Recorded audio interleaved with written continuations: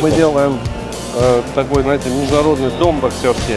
Уже он является, где и люди с ограниченными возможностями могут участвовать в этой игру бокс создать, да, и где болельщики бокса будут сами участвовать, потому что мы там планируем также сделать, это не просто будет игра бокса, а еще турнирную сетку этой игры.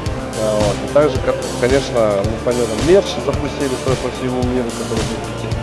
Мы перешли шаг, чтобы не спонсорами заниматься, а вокруг Международной ассоциации бокса должно быть коммерция, которая будет содержать и саму ассоциацию, и вкладывать в развитие бокса по всему миру.